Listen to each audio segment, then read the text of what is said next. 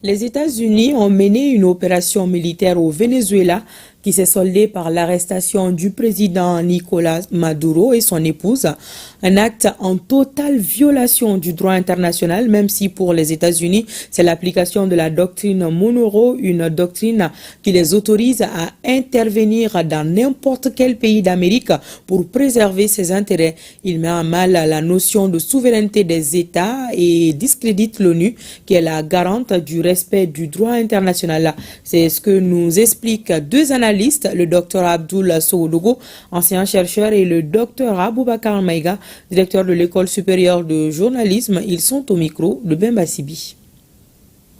Les États-Unis, c'est pas leur première fois justement d'intervenir dans les États de l'Amérique latine, parce que depuis 1823, il y a eu des présidents américains justement qui ont utilisé la doctrine Monroe, doctrine justement énoncée par le 5e ou bien le 6e président comme ça des États-Unis, James Monroe, qui stipulait que toutes les affaires qui concernent les États des Amériques doivent être gérées sous l'autorité et la supervision des États-Unis, ce qui donne un droit absolu en fait des États-Unis sur tout ce qui se passe au niveau de ces grands continents. Et on sait que Trump, depuis son arrivée, a affiché clairement qu'il est un adepte justement de cette doctrine Monroe. Et raison pour laquelle il a parlé d'abord de la récupération du canal de Panama, il ne faut pas l'oublier.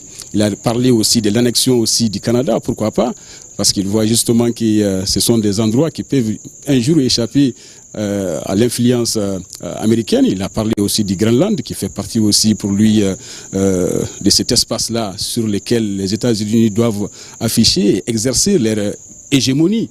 Vous voyez, et le pétrole vénézuélien aujourd'hui est en train d'échapper justement aux États-Unis. On sait que les réserves sont énormes au niveau du Venezuela et les États-Unis ne veulent pas voir un autre acteur, à fortiori la Chine ou bien la Russie, justement prendre pied définitivement dans leur précaré, parce qu'ils considèrent que à travers la doctrine Monroe, que tout ce qui se passe là-bas, c'est leur précaré.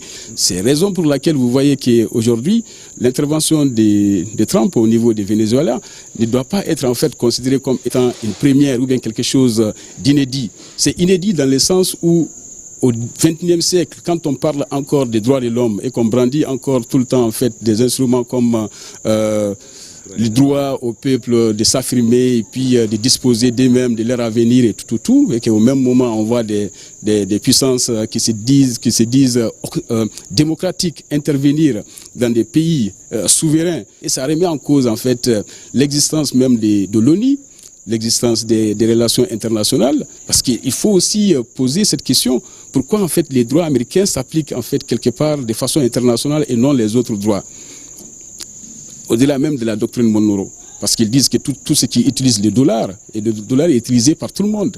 Dès l'instant où vous utilisez les dollars seulement, en ce moment les droits américains s'appliquent à vous. Et cette question-là doit se poser. Et raison pour laquelle vous voyez que les États du BRICS essayent de se départir de l'utilisation du dollar. C'est quand même d'un certain point de vue très surprenant, parce que un président qui soit arrêté sur son propre territoire par un autre pays étranger et que cette opération ne soit pas menée dans le cadre des Nations Unies, c'est surprenant de ce point de vue, parce que ça remet en cause la question même de souveraineté de l'État. Et donc c'est à ce prix-là aussi qu'on interroge en même temps quel est finalement le rôle des Nations Unies dans ce monde. Quand on voit l'intervention américaine en Irak qui a conduit à l'arrestation de Saddam Hussein, quand on voit ce qui se passe, ce qui s'est passé déjà en Libye avec Kadhafi, ça interroge beaucoup d'observateurs de la vie internationale.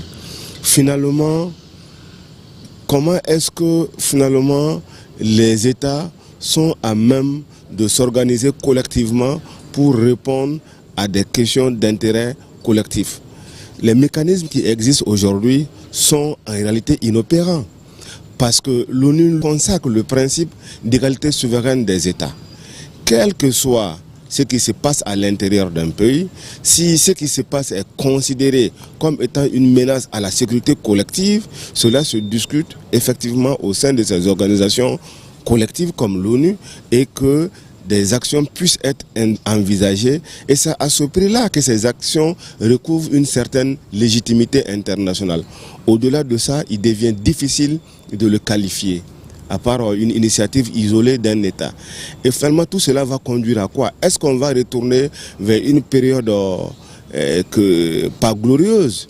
Est-ce que finalement ceux qui ont les capacités, les moyens d'intervenir où ils le souhaitent, est-ce que le monde se dirige vers ça? Désormais, si demain un pays X est assez puissant pour aller défendre ses intérêts par-ci ou par-là, finalement est-il autorisé, voilà, de faire ce qui lui semble être juste, de faire ce qui lui semble être bon, sachant bien que chaque pays dessine ses propres intérêts, interprète le fait international à la lumière de son histoire et de ses intérêts. C'est une question qui me laisse perplexe.